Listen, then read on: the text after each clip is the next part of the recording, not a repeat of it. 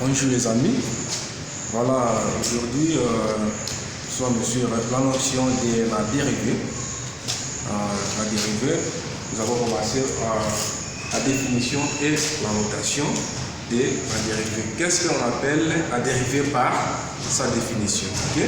Par sa définition, d'une manière générale, on dit que la dérivée, c'est la limite du taux d'accroissement d'une fonction et d'une variable réelle en un point quand l'accroissement de la variable tend vers 0. Voilà, ça c'est d'une manière générale par la définition de la dérivée. Alors, à partir de la notation, maintenant nous sommes au point D. Alors, on dit que soit la fonction f, une fonction, f c'est une fonction, et la dérivée maintenant de f, c'est notre f', et ce que nous appelons maintenant ici, sa dérivée, voilà, d'une manière explicite, f de x, ici sa dérivée c'est notre f' de x.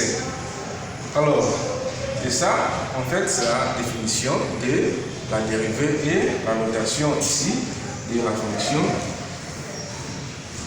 Ici, nous avons f de x qui donne f' de x, ce qu'on appelle la fonction dérivée, c'est notre de cette manière. Voilà. Maintenant, ici, nous devons connaître les tableaux de dérivation. Nous devons connaître chaque tableau de dérivation. Souvent, nous avons la dérivée, selon les opérations, nous avons la soustraction, la multiplication et la division.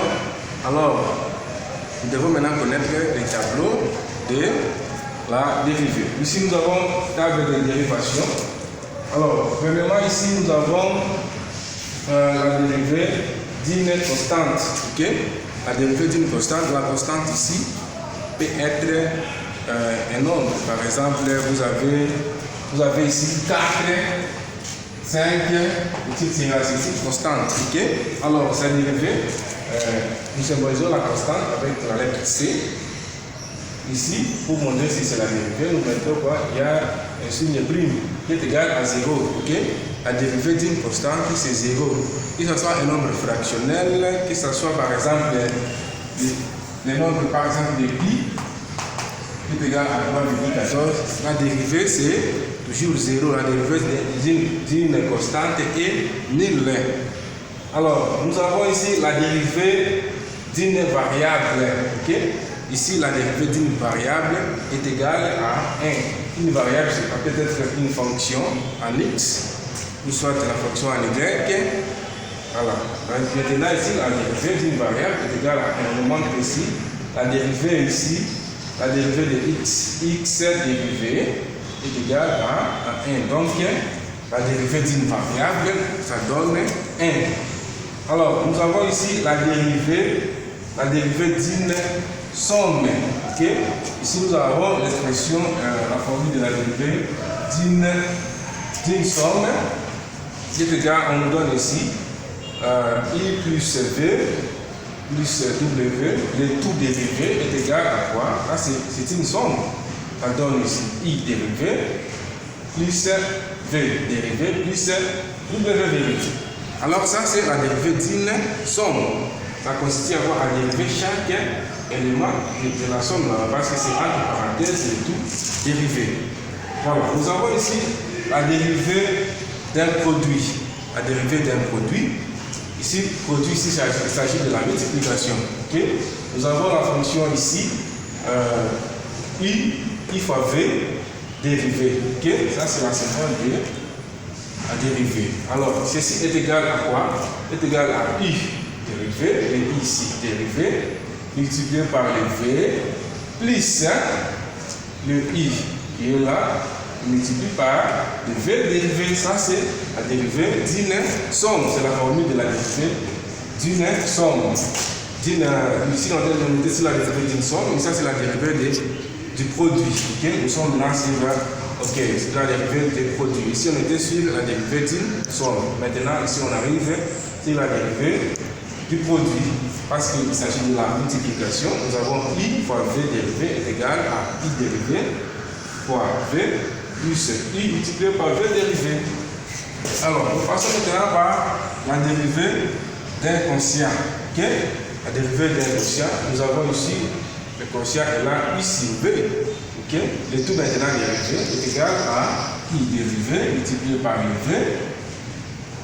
La différence ici, moins U dérivé multiplié par le V dérivé, le tout sur V carré. À condition que V soit différent de 0. Le V ici, qui est dénominateur, soit différent de 0. Voilà. Nous avons maintenant ici la dérivée d'une puissance. Okay? Nous avons la dérivée d'une puissance. Si on parle de la puissance, nous avons l'envers à l'exposant. Nous avons I exposant M. Le tout ici dérivé est égal à quoi? À M multiplié par I dérivé multiplié par I exposant M moins 1. C'est ça, c'est la dérivée d'une puissance. Et nous avons ici la dérivée d'une racine. Et nous avons ici racine carrée de I, le tout dérivé est égal à I dérivé sur des racines carrées de I. Voilà, ça c'est la dérivée. Le table de dérivée, nous passons sur la dérivée des fonctions logarithmiques. Ok? Nous avons ici la dérivée d'une fonction logarithmique. Ok? C'est notre troisième point. Alors, ici nous sommes en train d'énumérer les tables de dérivées. Ok? Ici nous avons logarithme de U à la base A. Le tout ici dérivé, ceci est égal à quoi? À U dérivé sur U multiplié ici par logarithme de E à la base A. Alors ici, à condition que A soit supérieur à 0, A ici soit supérieur à 0, c'est par là que la dérivée sera accordée de U, soit une fonction de X. De U ici soit une fonction de X. Alors, deuxièmement, nous avons logarithme de X à la base A, le tout dérivé, ceci est égal à quoi? Ici est égal à 1 sur X logarithme de E à la base A. Et troisièmement, nous avons ici ln de U dérivé, ici est égal à U dérivé sur U.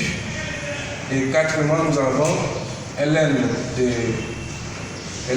X dérivé, ceci est égal à 1 sur X. Ok.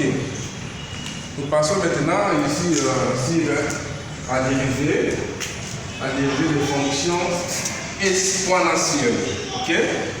Nous passons sur la dérivée de fonctions exponentielles. Nous avons ici la dérivée de fonctions exponentielles.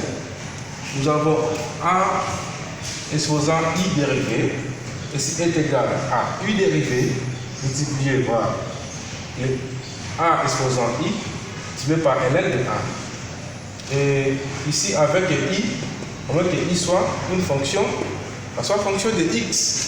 Et deuxièmement, nous avons A exposant X, le tout dérivé, ici est égal à A exposant X, ln de A.